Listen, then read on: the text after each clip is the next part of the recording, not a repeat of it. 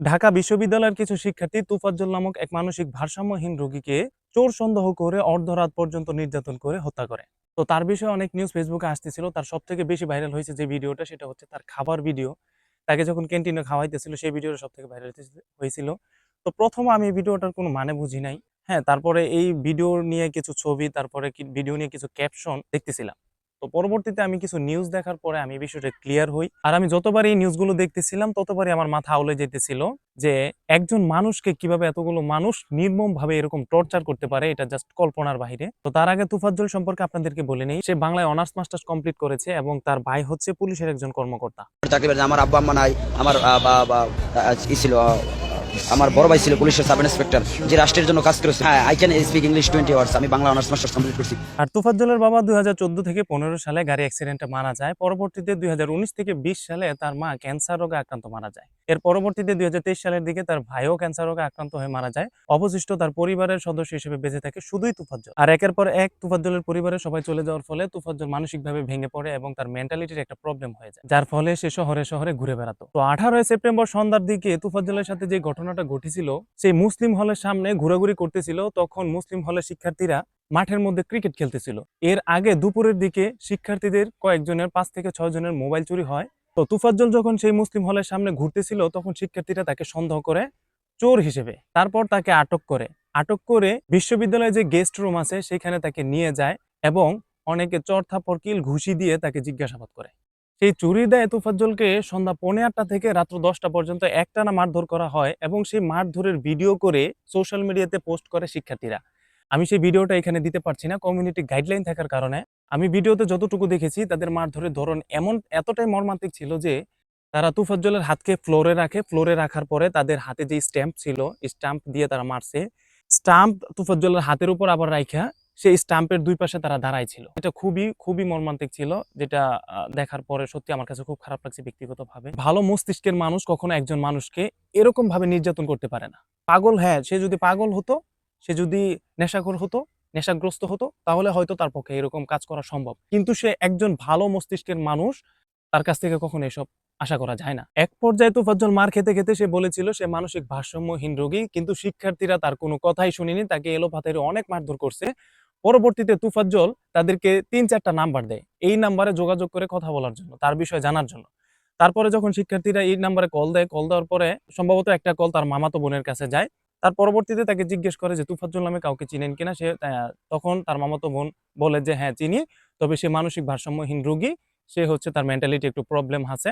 পরবর্তীতে শিক্ষার্থীরা তার মামাতো বোনকে জানায় তাকে 30-35 হাজার টাকা না দিলে তাকে ছাড়বে না, তাকে মারধর করবে। তার মামাতো বোন জানায় যে 30-35 হাজার টাকা সে কোথা থেকে দিবে, কারণ তার পরিবারের সদস্য হিসেবে বেঁচে আছে শুধু একমাত্র তুফাজ্জল, তাছাড়া আর পরিবারে তারা কেউ বেঁচে নেই, সবাই মারা গেছে। এক পর্যায়ে মার খেতে খেতে তুফাজ্জল বলেছিল যে আমার প্রচন্ড পরিমাণ খিদে লেগেছে, আমাকে কিছু খেতে দাও। পরবর্তীতে শিক্ষার্থীরা বিশ্ববিদ্যালয়ের ক্যান্টিনে নিয়ে তাকে ডাল ভাত খেতে দেয়। ডাল ভাত খাওয়া শেষ হলে শিক্ষার্থীরা জিজ্ঞেস করেছিল যে খাবার তোমার কাছে কেমন লেগেছে। সে উত্তরে বলেছিল আল্লাহর রহমতে ভালো ছিল। যে ভিডিওটা এখন বর্তমানে সব থেকে বেশি ভাইরাল হয়েছিল সে তার খাবারের ভিডিওটা। তুফাজ্জলের খাওয়া শেষ হওয়ার পরে পরবর্তীতে শিক্ষার্থীরা তাকে আবার ধরে নিয়ে যায় সেই গেস্ট রুমে, জানালার সাথে বাঁধে, হাত পিছনের দিক দিয়ে বাঁধার পরে তাকে পরবর্তীতে আবার অনেক মারধর করা হয়। সেটা রাত্র 10টার পর থেকে রাত্র 12টা পর্যন্ত তাকে সেখানে বেঁধে একটানা টর্চার করা হয়। আপনি কল্পনা করতে পারতেছেন? মেনে নিলাম সে চুরি করছে, আমি তাদের কথাই মেনে নিলাম সে চুরি করছে, তাই বলে আইন প্রশাসন আছে, তারা দেখতো। কিন্তু তা না করে তারা এমন ভাবে মারা মারছে তাকে, যতবারই মনে হয় ততবারই গা শিউরে ওঠে। আরেকটা বিষয় জানা যায়, যারা তুফাজ্জলকে মারধর করেছিল তাদের মধ্যে এখানে কয়েকজন ছিল যারা ছাত্রলীগের কর্মী ছিল। কোটা সংস্কার আন্দোলনের সময় তারা যখন দেখতেছিল যে ছাত্রদেরকে গণহারে মেরে ফেলা হইতেছিল, ছাত্রলীগ দলটা খারাপ, তখন তারা সেই ছাত্রলীগ পদত্যাগ করে তারা চলে আসে। এমনকি তাকে এমন ভাবে মারধর করা হয়েছিল যে তারা বলেছে তার পা থেকে নাকি তারা মাংস তুলে নিয়েছিল। এরকম ভাবে কে কাকে মারে ভাই? হ্যাঁ, বিষয়টা যদি এমন হইতো যে এটা ৫ আগস্ট, ৬ আগস্ট, ৭ আগস্ট এই সময় স্বাধীনতার পরপরই বিষয়টা হইতো, তাহলে একটা মানানসই আছিল যে তারা হয়তো আবেগের ঠেলায়, দেশ স্বাধীন হওয়ার ক্ষেত্রে আবেগের ঠেলায় তাকে মেরে ফেলছে। কিন্তু এইটা তো এখন দেশ তো প্রায় ১.৫ মাসের উপরে হইছে তত্ত্বাবধায়ক সরকার বইছে। ১.৫ মাসের ভিতরে এখন দেশটা অনেকটাই স্বাভাবিক আছে। তো সেই ক্ষেত্রে এই পর্যায়ে আইসা এরকম কর্মকাণ্ড একেবারেই আশা করা যোগ্য না।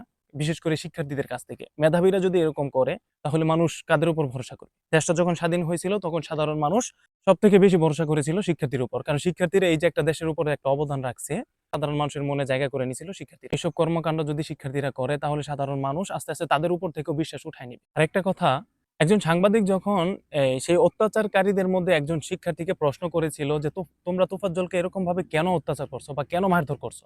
সেই শিক্ষার্থী উত্তরে বলেছিল, তার যে ফোনটা হারাইছে, সেই ফোনটা নাকি সে অনেক কষ্ট করে টিউশনি করে টাকা জমায়া তারপরে সেই ফোনটা কিনছিল। একটা জীবনের থেকে কি বেশি মূল্যবান তার ফোনটা ছিল? আপনি এভাবে মানে যে পৈশাচিকতা দেখিয়েছেন, আসলে আমরা ফুটেজ দেখেছি, আপনি হ্যাঁ। হচ্ছে যেভাবে পিটিয়েছেন মানুষকে মানুষকে ভাবে মারে আসলে। ভাই এখন কথা হচ্ছে যে ভাই আমি হচ্ছে যে ওনাকে হচ্ছে যে জাস্ট শুধু আবেগের বসে আমার যে ফোনটা হারাইছে ভাই, মানে টিউশনি করে যে ফোনটা কিনি ভাই। হ্যাঁ, আমি তাদের কথাই মেনে নিলাম যে তুফাজ্জল তাদের ফোন চুরি করছে। কিন্তু তাই বলে তাকে এরকমভাবে অত্যাচার, এরকমভাবে নির্যাতন, টর্চার করবে? হ্যাঁ, মারতে, মারতে তাকে মেরেই ফেলবে। কিছুদিন আগেও তো যখন দেশ স্বাধীন হইছে না? দেশ স্বাধীন হওয়ার পরে যখন ডাকাতের একটা প্রচলন ছিল বিভিন্ন জেলার মধ্যে, ডাকাতের প্রচলন যখন ছিল তখন তো মানুষ ডাকাত ধরে, ধরে তারা বিভিন্ন পার্টি করত, তারপরে বিভিন্ন নাচাইতো, গাওয়াইতো, এরকম করত। কিন্তু তারা তো কখনো ডাকাতে ধরে এরকম বিশেষ করে এরকম টর্চার করে নাই। যেই টর্চারটা নির্দোষ মানুষের উপর করা হয়েছিল। এখানে আমার কথাটা হলো, সে যদি দুপুরের দিকে তাদের মোবাইলটা চুরি করে থাকে তাহলে সে পরবর্তীতে সন্ধ্যার দিকে কেন আবার আসবে?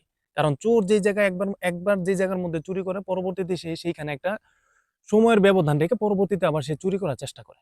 কিন্তু সে মুসলিম হলের সামনে ঘুরাঘুরি করতেছে, এই কারণেও তো হতে পারে যে তার খিদা লাগছে, সে খাওয়ার জন্য খাওয়ার কোনো ব্যবস্থা আছে কিনা সেই বিষয়ে সে দেখার জন্য সেখানে গিয়েছিল।